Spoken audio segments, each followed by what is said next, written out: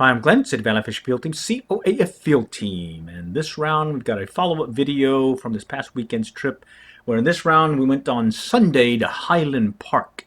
Had a little issues past few days where there's a few ramps that are being closed because of the high water levels at the lake. And with that, our intent there was to see what was biting. We were looking at maybe some using these slabs that we've been making these past few weeks as well. Well, brought the cast net too, so we'd be ready to go with some shad, hopefully. And then, well, what did we find out? Well, we found an easier way to fish. But there were some roadblocks that we had to contend with, specifically those wind and waves, as well as that longer ride to the water treatment plant. Because of those wind and waves, it could be very, very tough in a kayak going back and forth from the boat ramp to the water treatment plant. Okay, we're on the other side of the point now, so that's good news because it's pretty windy today and it gets really rough on that first boat launch. So what we had to do is we did the oars to get away from the boat ramp, got enough distance, and then we were able to crank up the little 2.5 Suzuki.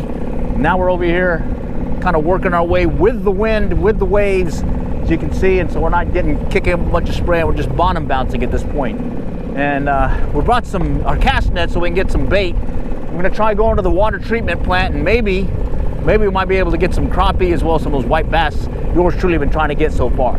Wish luck. Also, the water level's up, so when we got to the water treatment plant, the water was actually not going through the drainage pipes, but instead over the dam or that culvert itself. Okay, we made it here. This is the water treatment plant area. Pretty rough, but we found a little quieter area, still kind of bouncy. The anchor's kind of holding us just a little bit to slow the drift down. And hopefully we'll be able to get some shad here shortly, and maybe try the slab and jig rigs also. All right, let's see how it goes. Did some fishing there. And then when we came back later, we was able to get some shad. The wind had died down and some of the waves had kind of subsided a little bit for us. Hey, got lucked out there that we were able to get those shad. Well, what happened this round? First thing we did was just went ahead and around the point. We noticed that we couldn't get the shad because of the wind and waves. Just decided to just do some trolling with those slabs and head on to the water treatment plant. We got to the water treatment plant, and from there started getting some hits, trolling as well as casting. Got one guy, he hit as I was bringing it in on the little slab, the 5/8 inch slab. All right, this is the one that they just got that hit on, the homemade do-it-yourself one. I'm gonna put it on our buddies here. All right, we got this guy as we were trying to reposition ourselves. He hit it right on the top of the surface, really close to the boat. All right, second fish of the day. We always have water in the boat for some reason, so I hear either the waves come up or whatnot, and it's always good to have your morning cup of coffee, and it turns out to be a nice little bailing cup too. So look at that. All right, I think we got a keeper. Let's check it out. Hit it fast. Nice. Let's see, tail of the tape. It's got to be 10 inches. This baby's 11 and a half, so we got ourselves a keeper. You got another one? You don't have to reel that fast, actually. All right, our fishing buddy's got another one. Nice. Remember this spot. We'll have to come back.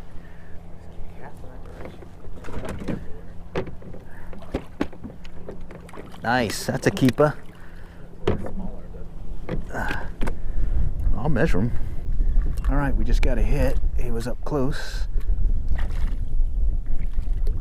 Gonna have to measure him, but he hit the slab again. So it looks like slab and jig rig, they're going for the slab. All right, this guy's legal, but he's right at the 10 mark, so I'm gonna let him go. All right, we got another one, but he's not a keeper. Went for the slab and jig rig again, the DIY ones. Did get a couple of keepers as well. Did get some small ones, had to throw those back. Also noticed some other fishermen over there that were doing really well, guess what, with shad.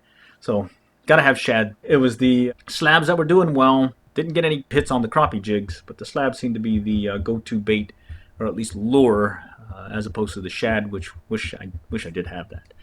All right, and then once we finished up at the water treatment plant, decided to head back to the point. And when we got there, we noticed that the wind had kind of died down a little bit, and the waves weren't as bad as they were. We decided to go throw the cast net out, and well, we got enough shad to where we could do a little fishing. And with that, we were able to catch some catfish, some white bass, some yellow bass. And from a easier way to fish, the lazy man way of fishing. We're definitely putting the extra effort to make today's catch happen. Got a good hit here. Oh, you get a good hit. I'm getting a good one too. I think I lost mine. You don't want to sit up and fish? Oh, it's a nice catfish.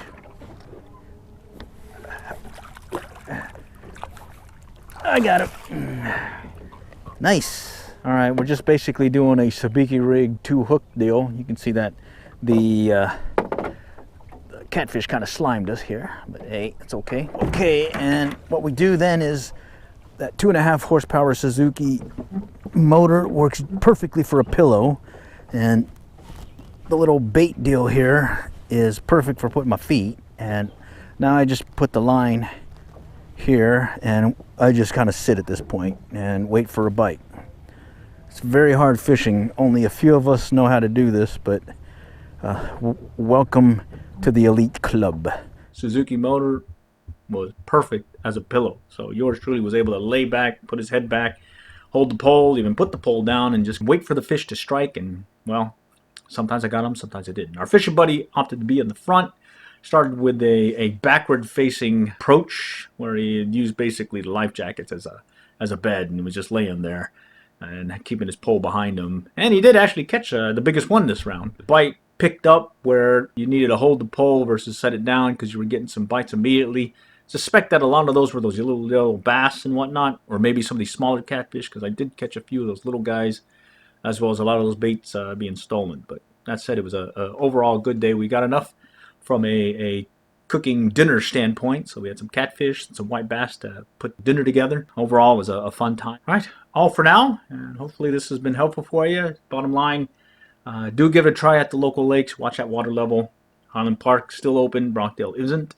Water treatment plant, water was going over the drainage area, but hey, the fish are there, and, well, I suggest get some shad. Get some shad. All right, next time we'll catch y'all there, and good luck. Good fishing.